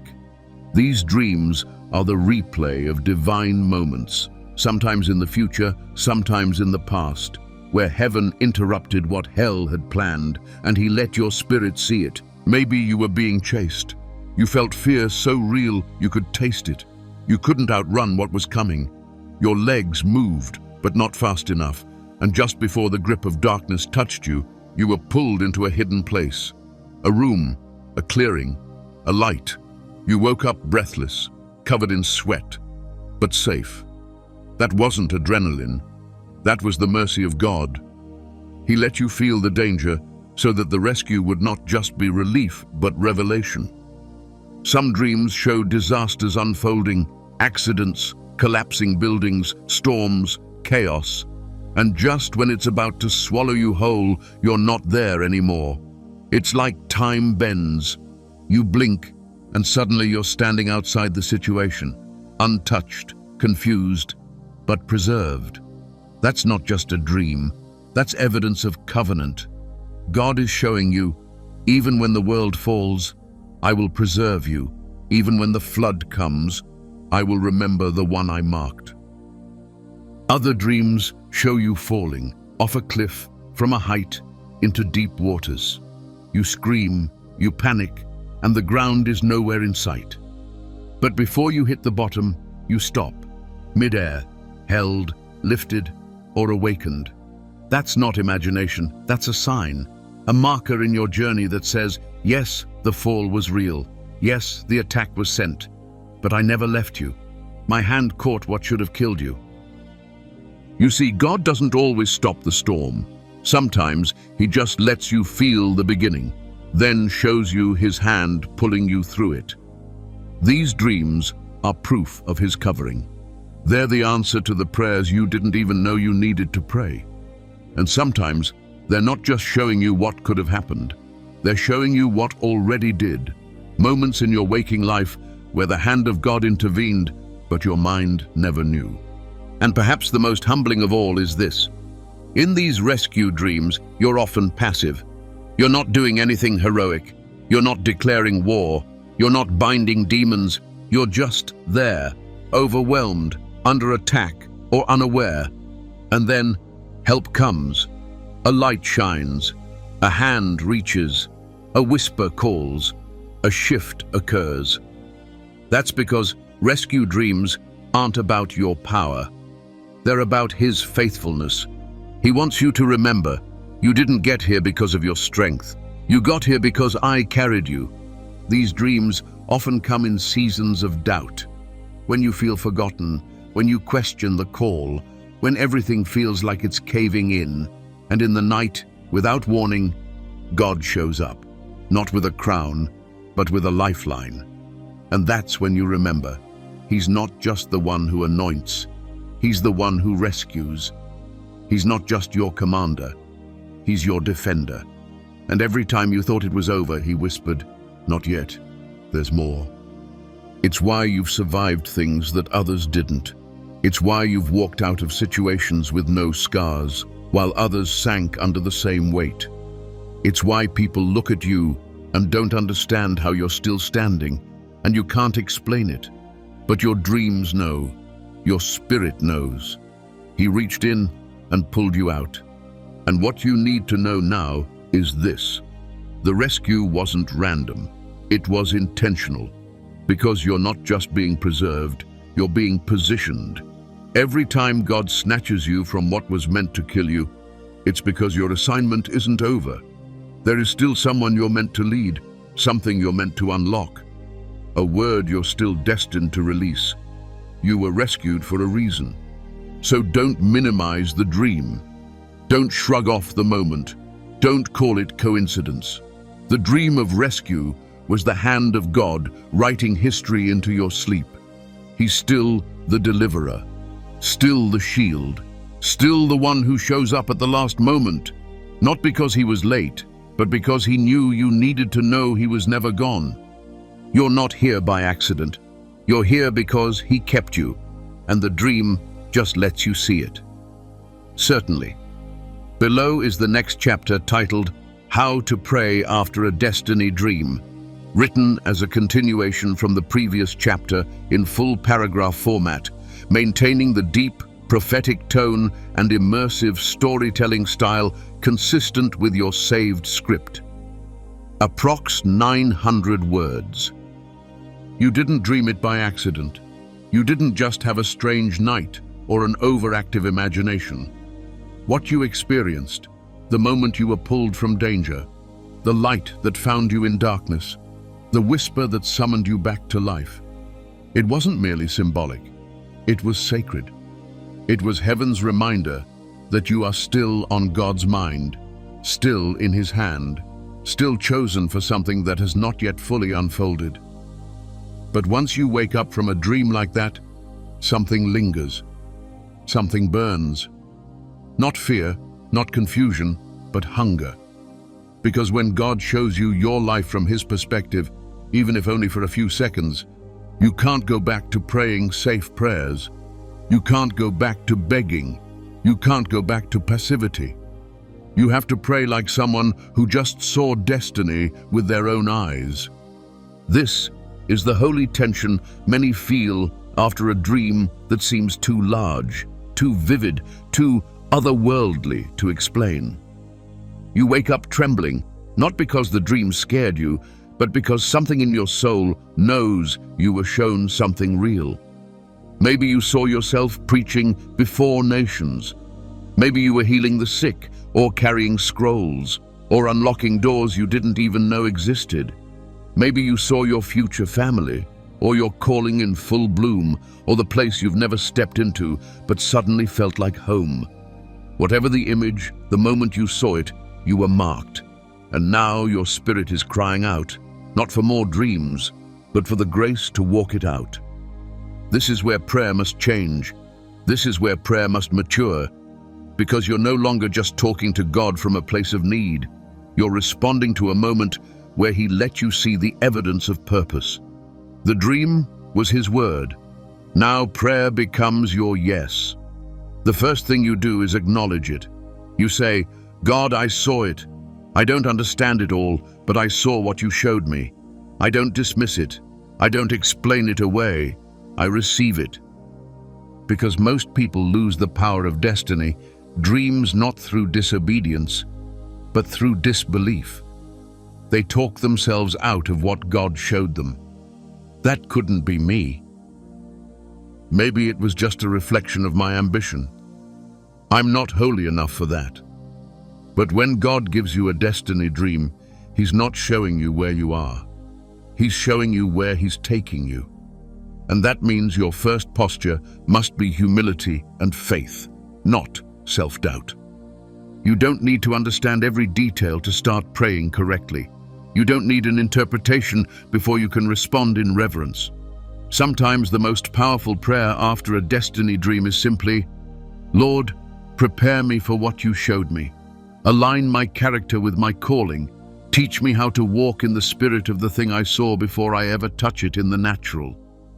That prayer alone can shift the trajectory of your life. Because the dream wasn't given to entertain you. It was given to awaken you, to summon your spirit out of apathy and back into alignment. To reignite the parts of you that had grown numb, your vision, your worship, your obedience. You saw something eternal, and now your daily life must reflect it. Prayer after a destiny dream is where you begin that realignment. You don't have to pray in fear. You pray in honor. You say, God, what must I lay down in order to carry what you've shown me? Because the truth is, a destiny dream doesn't just show you your future. It subtly begins to reveal the things in your present that can't go with you. The attitudes, the distractions, the idols, the excuses. Prayer becomes the place where you lay them down before they ever disqualify you.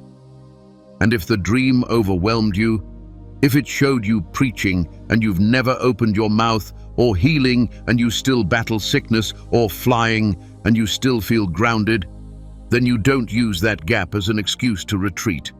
You use it as fuel. Prayer becomes the bridge between the you saw and the you are.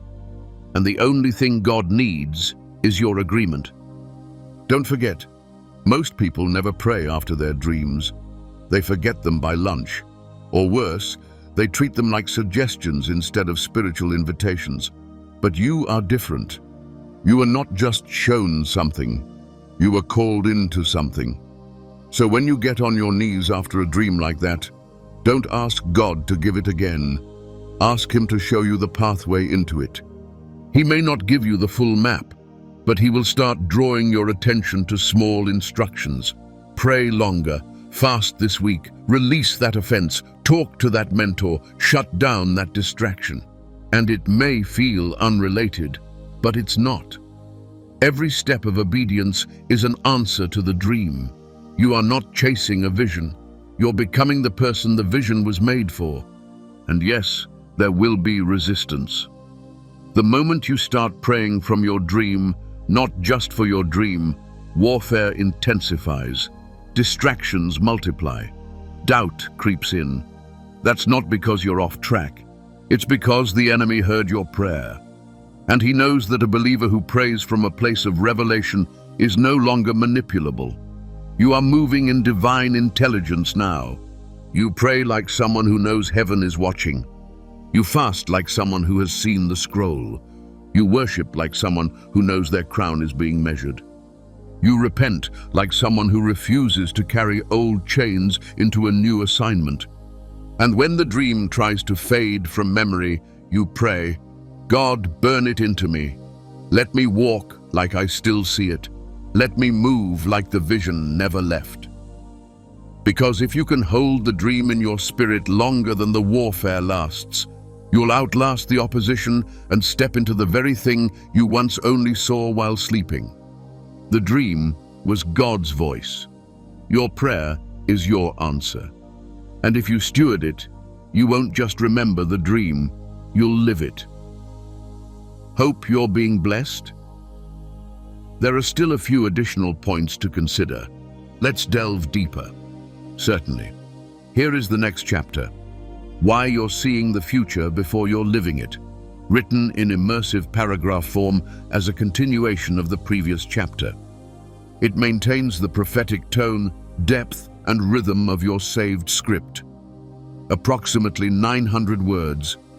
You saw it clearly, clearer than anything in your waking life. You saw the stage before your feet ever touched it. You saw the city before you ever visited it. You heard yourself praying prayers you didn't know you had the boldness to pray yet. And when you woke up, you couldn't shake the feeling that something had shifted inside you, even though nothing around you had changed. And that's where the tension begins. God shows you your future, but leaves you planted in your present. The dream burns in your spirit, but the world around you still feels like yesterday. And if you're not careful, you'll call it a delay. But it's not a delay, it's a design. Because God will often let you see the future before you live it, not to tease you, but to train you. This is what happens after a destiny dream. You pray, you align, you lay down the old things, you tell God yes, and then you wait. The vision is still fresh in your memory, but the day-to-day feels painfully normal.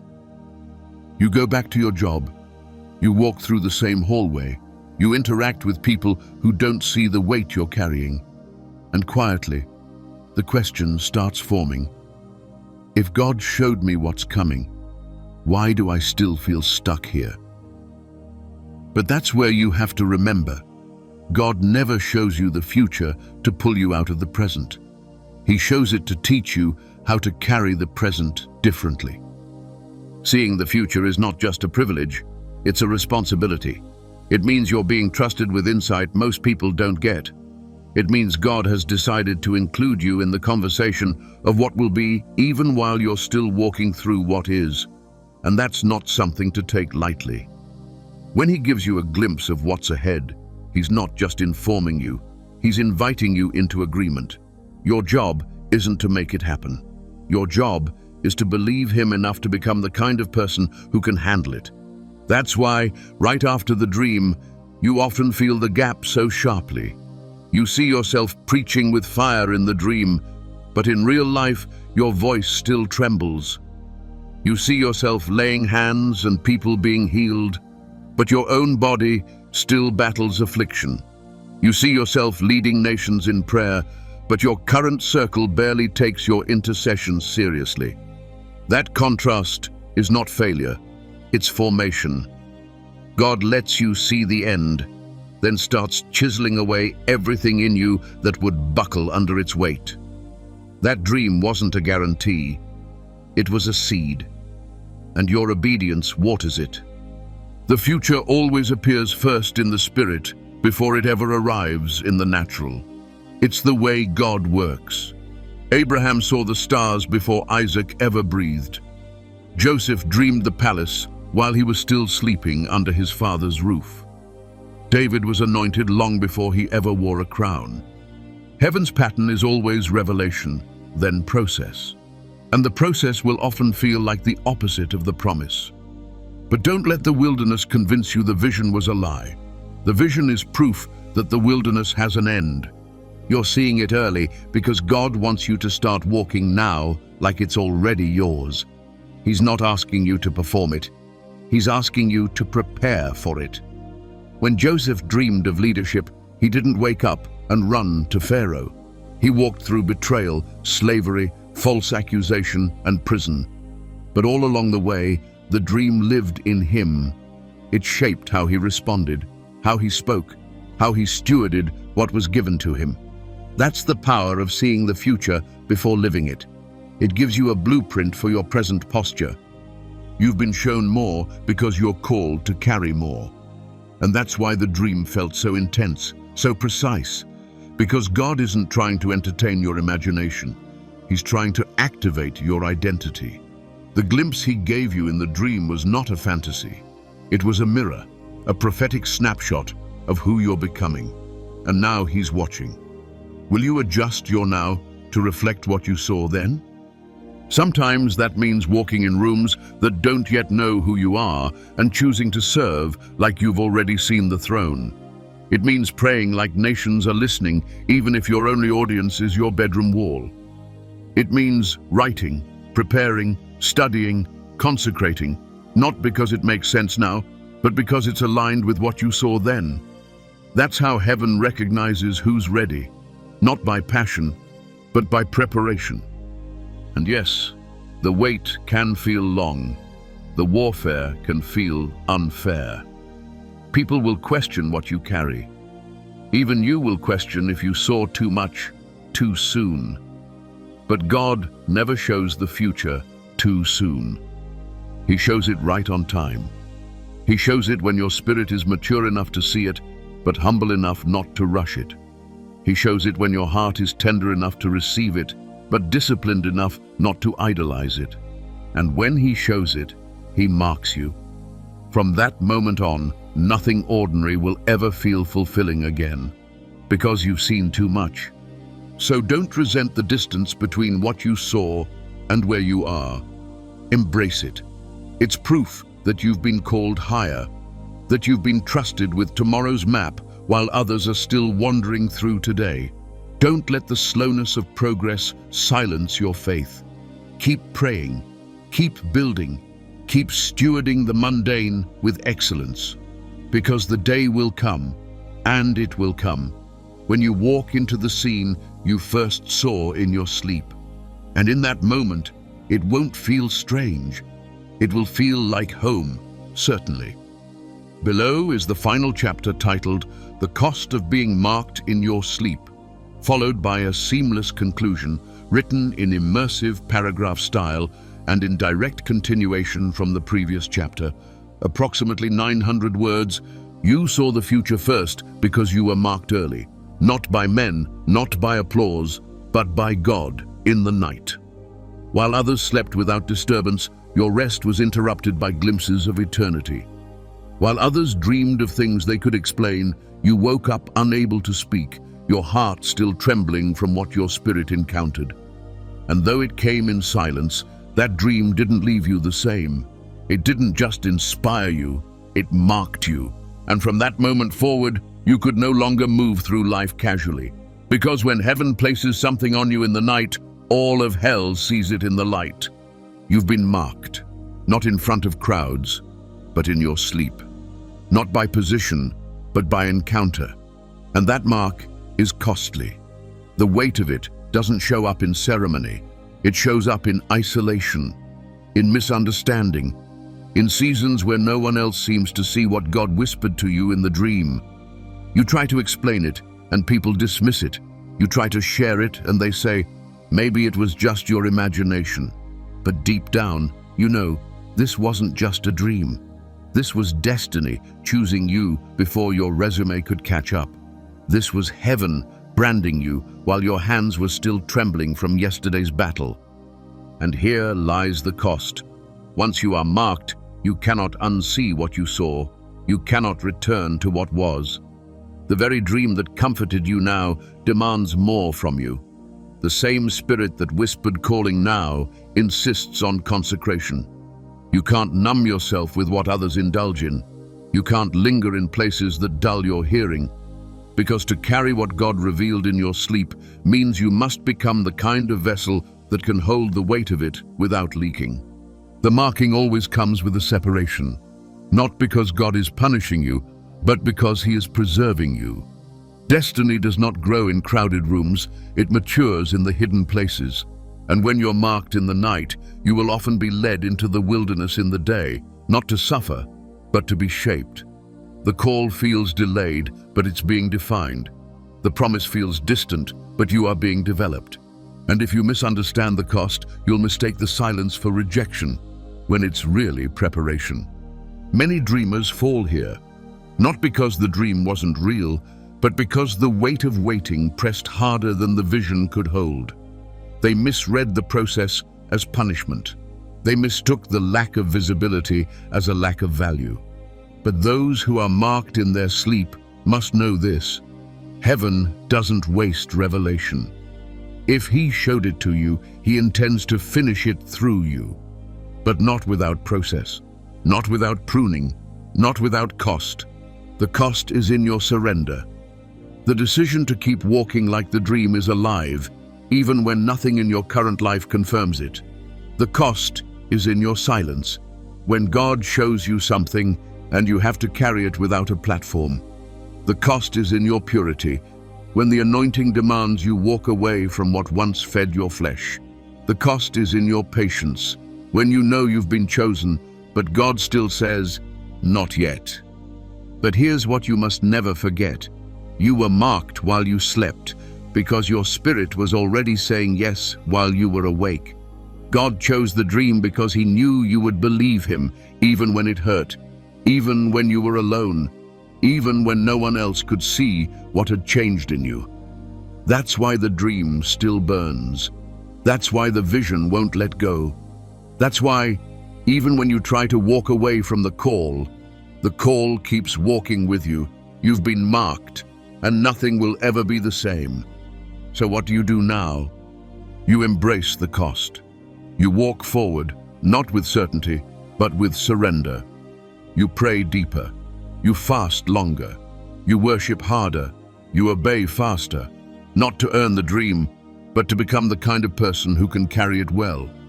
You don't chase the platform. You protect the presence. You don't perform the vision. You prepare for its arrival. And when the warfare comes, and it will, you don't doubt the mark. You don't question the dream. You don't trade your calling for comfort. You remember the night He found you, and you hold the line. Because the dream wasn't a mistake. It was a message, a seed planted in the soil of your surrender. And now, you're not just a dreamer, you're a carrier, you're a vessel, you're marked. You may never be the loudest, you may never be the most seen, but if God has marked you in your sleep, you are already walking in favor the world hasn't even recognized yet. You are already moving under a mantle that no man gave and no demon can take. And if you keep walking, keep obeying, keep trusting, one day you'll look around and realize, I'm living in the very thing I once only dreamed about. This is the cost, but this is also the promise. You were chosen in the night so you could shine in the day. You were marked in your sleep so you could move in your wake. You were seen by God long before you were seen by man. And now the dream is speaking again, not in pictures, but in posture. Keep walking. You're almost there. If you've made it this far, something in you knows this isn't just another message. These words have pulled on something eternal inside of you. Maybe you've been seeing dreams and didn't know how to interpret them. Maybe you've been carrying a vision and couldn't find the language for it. Or maybe you've just realized that everything you've seen while sleeping was never meant to stay in the night. It was meant to be lived. Now it's time to pray. Not casually, not quietly, but with the weight of someone who's been marked, mantled, and entrusted with divine assignments. This is your moment to talk to God from the place of understanding, from the place of clarity, from the place of surrender. Let's not just thank Him for what He's shown us. Let's invite Him to form us into the kind of people who can carry it well. Let's pray.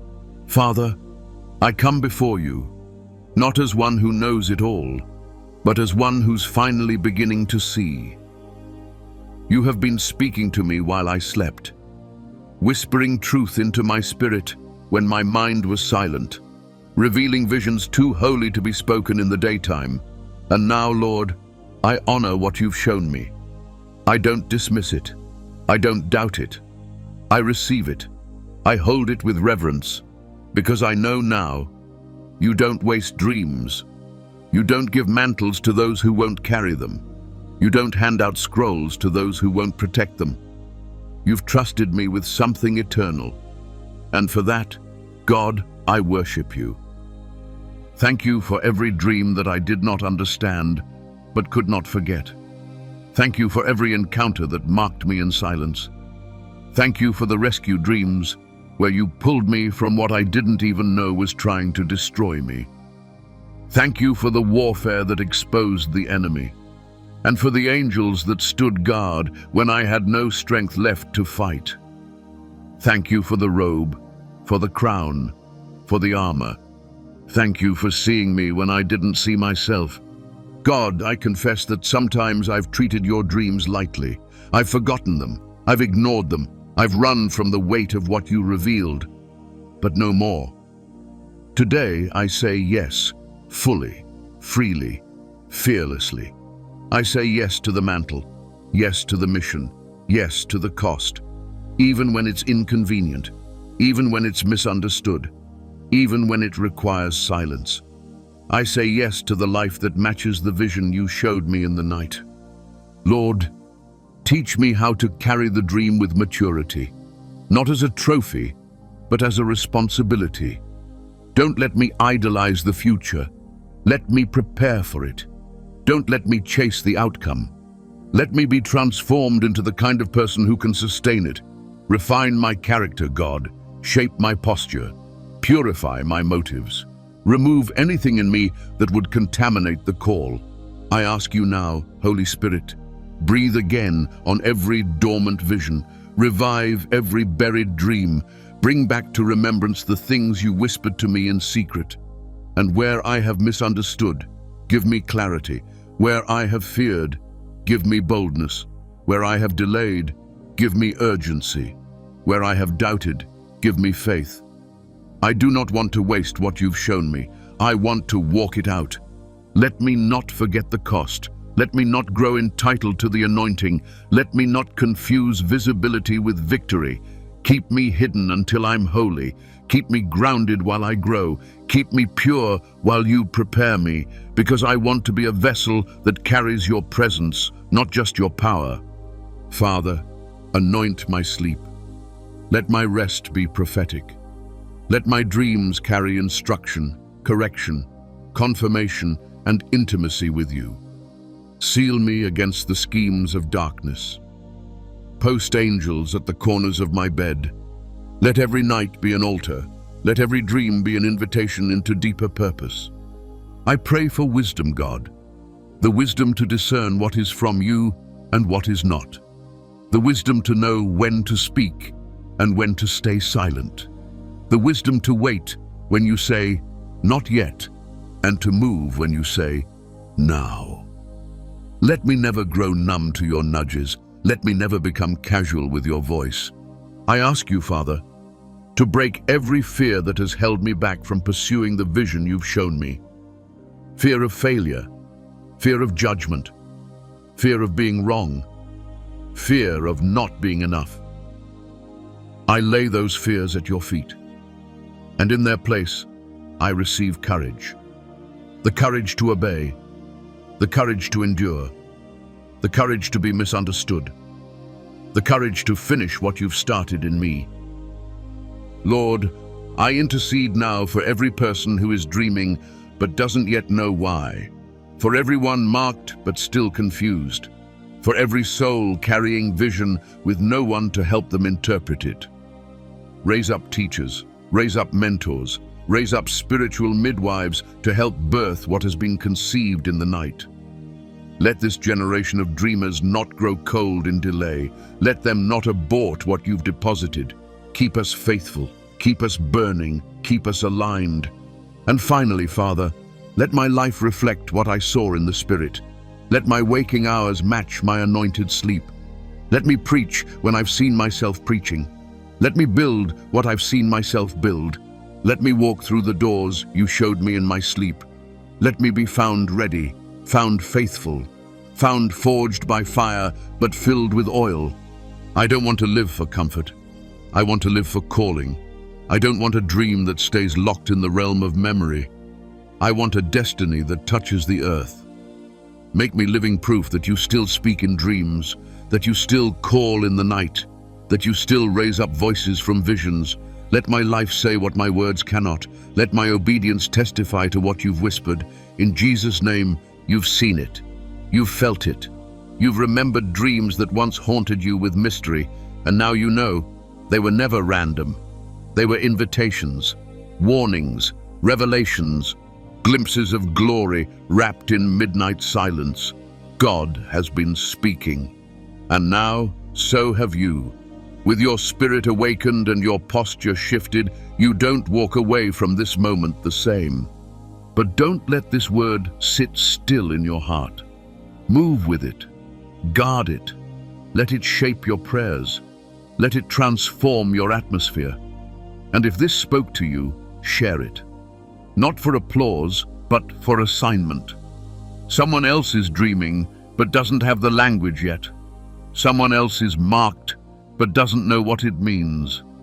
Be the bridge, be the echo, and if you haven't already, make sure you're subscribed. This space is more than content, it's consecrated. Every word released here is prayed through and pressed in. We're building a prophetic community, not for followers, but for forerunners. If that's you, stay connected. Let me know in the comments. What dreams have marked you? What resonated with your spirit? I read them. I pray over them. You're not alone in this. Until next time, stay faithful in the night.